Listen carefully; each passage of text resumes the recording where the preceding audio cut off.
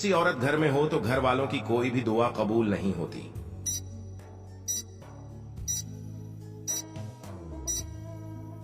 सही जवाब है बदइखलाक औरत। अगला सवाल, कौन सा गुनाह करने वाले मुसलमान से सलाम लेना भी सख्ती से मना है?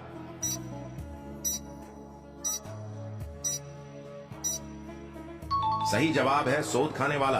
अगला सवाल, वो कौन सा जानवर है जिसका गोश्त खाने से वजू टूट जाता है?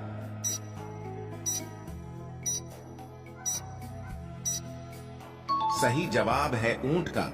अगला सवाल, वो कौन से नबी है जिनको देखकर औरतों ने अपनी अंगुलियां काट ली थी?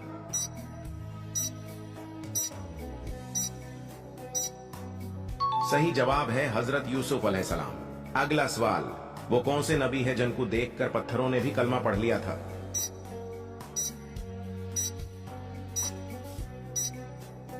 इसका जवाब हर सच्चा मुसलमान कमेंट्स में जरूर